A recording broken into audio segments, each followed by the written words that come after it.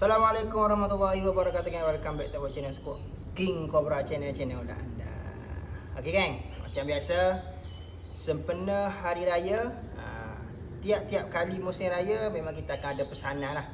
Okey, untuk semua subscribers dan juga orang-orang di luar sana yang nak balik beraya di kampung, yang nak tinggal rumah. Jadi ini adalah pesanan yang korang perlu ikut supaya bila korang balik daripada kampung, balik ke rumah masing-masing balik, tak ada jumpa kulit ular dalam rumah, tak ada jumpa ular dalam rumah, tak ada jumpa ular dalam kasut dan tempat-tempat lain lah. Okay? Yang pertama sekali apa yang korang perlu buat adalah korang kena pastikan lubang dan juga tempat-tempat yang berkemungkinan ular tu nak masuk, korang kena tutup. Itu yang pertama. Sebagai contohnya adalah di bawah celah-celah pintu. Okey, lubang-lubang macam contoh saluran kumbahan. Kalau dalam bilik air, korang pastikan pintu bilik air tu ditutup. Ditutup supaya kalau ular masuk dalam tandas tu, lubang tandas ke paip-paip dalam tandas tu, jadi dia tak keluar ke masuk ke dapur ke, masuk ke ruang tamu ke tempat lain.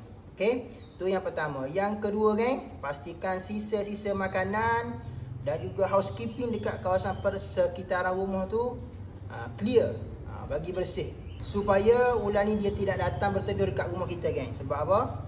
Sekarang ni musim panas. Jadi musim panas ni biasalah, bila dalam hutan, tempat dia nak berehat dekat hutan, tempat dia tinggal dekat hutan dah orang kata panas dan dah tak boleh nak ni, dia akan cari tempat yang berdekatan kawasan dia untuk dia berlindung lah daripada panas tu. Sebab tu pastikan housekeeping kita kena cantik. Okey, sama juga dekat kampung. Bila balik beraya dekat kampung, mungkin ada rumah-rumah kampung yang dah biasa masuk ular. Janganlah ada tragedi sambut hari raya ular masuk rumah, tengah bakar lemang ular mari. Tu kena hati-hati. Jadi sisa-sisa makanan yang ada dekat kampung pun pastikan clear habis.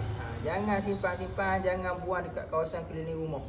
Kita takut kita mengundang sumber makanan ular, sebagai contoh tikus, katak, cicak dan spesies-spesies ular yang kecil. Bila ada spesies-spesies ular yang kecil, automatik spesies-spesies ular pemakan ular, yang jenis ular makan katak, ada yang jenis ular makan ayam, akan datang pula dekat rumah kita.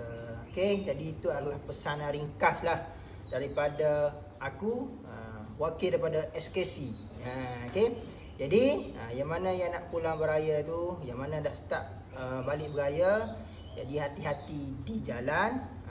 Okey, bak kata boy, kalau yang ada di hati tak perlu jalan-jalan lah. Bak kata boy lah. Okey, so kat sini aku nak ambil kesempatan untuk mengucapkan selamat Hari Raya Aidilfitri. Maaf zahir dan batin. Okay? Mana sepanjang kami berkarya ni mungkin ada salah dan silap kot. Okay, sepanjang aku post video, mungkin ada yang terasa hati, yang tak puas hati pun ada kan. Jadi aku minta maaf banyak-banyak. Okay, jadi korang sentiasalah mendoakan tim SKC supaya sentiasa maju jaya di masa akan datang. Okay, jumpa di next video Squad King Cobra channel anda. Bye bye. Sekali. Ini.